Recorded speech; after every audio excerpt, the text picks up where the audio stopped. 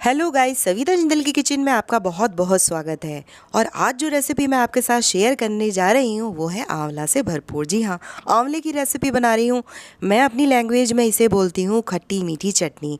हो सकता है आप इसे अचार बोलते हो, क्योंकि ये महीनों महीनों तक चला सकते हैं, हम स्टोर कर सकते हैं।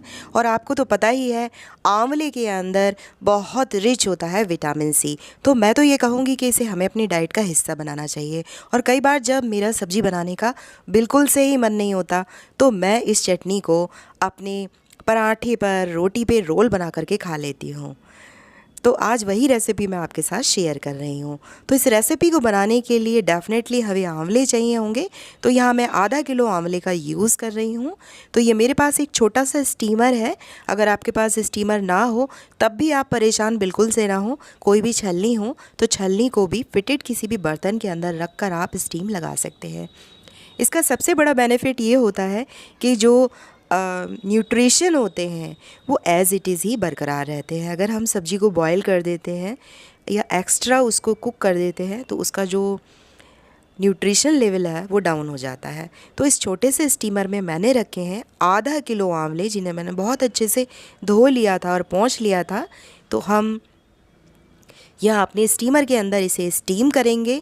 तो स्टीम करने के प्रोसेस में मीडियम हाई फ्लेम का यूज़ कर रही हूँ मैं। और मैंने 1.5 से 2 गिलास पानी आप यूज़ कर सकते हैं। मीडियम हाई फ्लेम पे इसे स्टीम लगा लेते हैं। स्टीम लगाने के बाद इसे चेक करते हैं।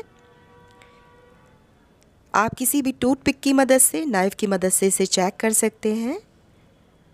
तो यहाँ पे मैंने नाइफ़ की मदद से चेक किया तो यहाँ पे ऑलमोस्ट जो आंवला है वो बहुत अच्छे से गल गया है।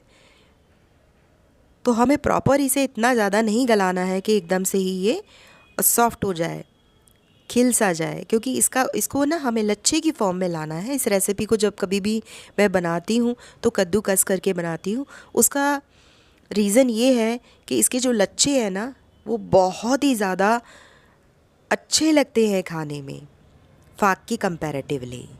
मुझे नहीं पता आप इस रेसिपी को क्या नाम देना चाहेंगे। जैसा कि मैंने कहा, मैं इसे खट्टी मीठी आंवले की चटनी बोलती हूँ। हो सकता है आप इसे अचार बोलें। तो आप मुझे कमेंट सेक्शन में ज़रूर बताइएगा कि आप इस रेसिपी को क्या नाम देना चाहेंगे। तो जब आंवले अच्छे से ठंडे हो जाएं तो इन्हें एक एक करके हम कद्दूकस कर लेंगे। कद्दूकस करने के बाद जो इसका बीज है उसको हम रिमूव कर देंगे और इस तरीके से हम अपने सभी आंवलों को कद्दूकस कर लेंगे। तो ये देख रहे हैं, जो गुठली है उसे मैंने रिमूव कर दिया है और एक एक करके इन आंवलों को हम कद्दूकस कर लेंगे। यहाँ हमारा जो काम है ना बहुत ही ज़्यादा इजी गोइंग है, क्योंकि ऑलरेडी स्टीम के बाद सॉफ्ट हो चुके हैं हमारे आंवले। तो इजीली जो है कद्दूकस हो जाता है। तो कभी कभी कुछ कुछ पीसेस अगर मोटे भी हों तो भी चलेगा। तो यहाँ देखिए बिल्कुल अच्छे से कद्दूकस हो गया है ये आंवला। तो आधा किलो आंवले हमारे हो गए हैं कद्दूकस। ये देखिए कितने अच्छे से लच्छा निकल के आया है इनका। आपने जिस क्वांटिटी में आंवला लिया है उसी क्वांटिटी में आपको मीठा लेना है। जी हाँ, मैंने गुड़ का यूज़ किया है इस चटनी को बनाने के लिए। तो मैंने आधा किलो यहाँ पर आंवला लिया था और आधा किलो ही मैंने गुड़ लिया है। अगर आप गुड़ का इस्तेमाल नहीं करना चाहते तो यहाँ पे आप खांड भी यूज़ कर सकते हैं, आप यहाँ पर चीनी भी यूज़ कर सकते हैं, आप यहाँ पे मिश्री का भी इस्तेमाल कर सकते हैं जो हेल्थ के लिए बहुत अच्छा होता है। तो यहाँ पे फ़िलहाल मैंने गुड़ का इस्तेमाल किया है। तो गुड़ को थोड़ा सा मैंने एक कपड़े के अंदर कॉटन के अच्छे से पहले तोड़ लिया था बटने की मदद से, ताकि छोटे छोटे पीसीज हो जाए। इससे क्या होता है, बहुत इजीली जो है वो हीट अप होके मेल्ट हो जाता है।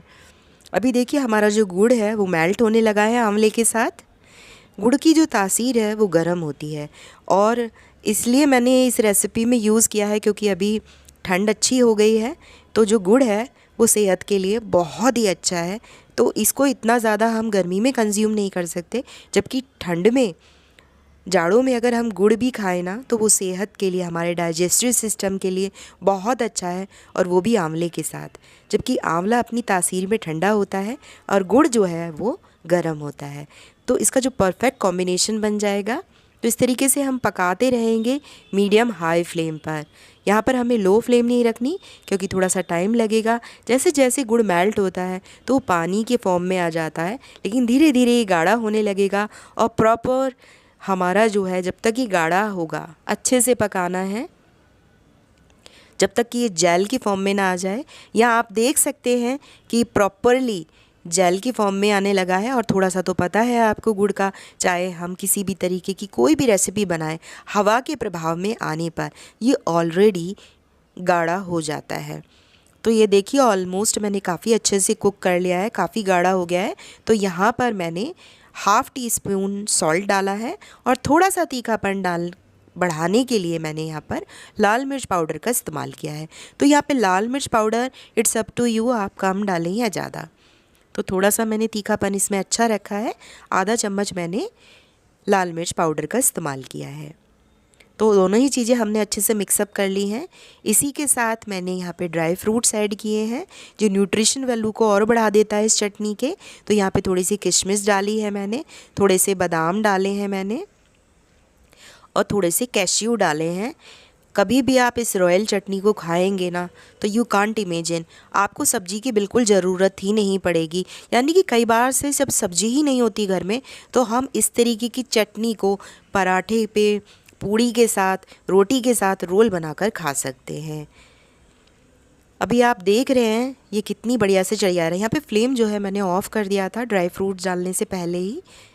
तो यहाँ पे फ्लेम को आप ऑफ़ कर दीजिए। ऑलरेडी आपकी जो चटनी है ये इतने अच्छे से गर्म हो रही है कि उसमें हीट अप में ही ना गुड़ के साथ वो सॉफ्ट हो जाएंगे ड्राई फ्रूट्स भी। तो ये हमारी जो चटनी है आंवले की, गुड़ की, जिसमें इतनी ज़्यादा न्यूट्रिशन वैल्यू है, वो बनकर तैयार है। यहाँ पर 2 इंग्रेडिएंट और मैं ऐड करूँगी। एक तो नींबू यहाँ मैं प्रिजर्वेटिव के लिए डाल रही हूँ, तो 1 नींबू का आप जूस निकाल लीजिए।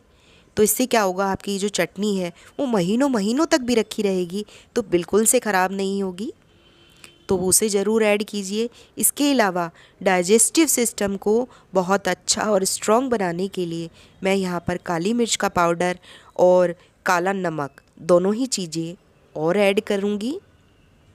तो सबसे पहले मैंने नींबू को ऐड कर लिया है, साथ ही में यहाँ पे काली मिर्च का पाउडर ऐड कर रही हूँ और काला नमक। इससे जो टेस्ट है वो और भी खिल कर के आएगा इस आंवले की चटनी का। तो मेरे तरीके से एक बार ये आंवले की चटनी ज़रूर से बनाकर देखिएगा, जो कि बेहद ही टेस्टी है। तो ये जाड़ों में ही नहीं बल्कि गर्मियों में भी आप खा सकते हैं। बस यहाँ पर क्या है, गुड़ की जगह पर आप जो मिश्री होती है ना धागे वाली, उसका यूज़ कर सकते हैं। बस एक चीज़ का ध्यान रखिए, किसी भी एयर टाइट कंटेनर में डालें या कांच के गिलास में इसे स्टोर करके रखें। उसमें पानी के हाथ बिल्कुल भी ना लगे, साफ़ चम्मच का इस्तेमाल करें तो लंबे समय तक आप इस चटनी को स्टोर करके रख सकते हैं। आप इसे फ्रिज में रखना चाहें तो फ्रिज में रख सकते हैं। अगर फ्रिज में नहीं रखना चाहते तो ये बाहर भी रखी रहेगी, तब भी ख़राब नहीं होती। आप देख सकते हैं इसकी कंसिस्टेंसी, आपको पास से दिखा देती हूँ, एकदम जैम के जैसी है। आप देख रहे हैं कितनी शाइनी है और खाने में बेहद ही मज़ेदार। तो ज़रूर से बनाइएगा, ट्राई कीजिएगा और मुझे कमेंट सेक्शन में बताइएगा कि आज की वीडियो आपको कैसी लगी।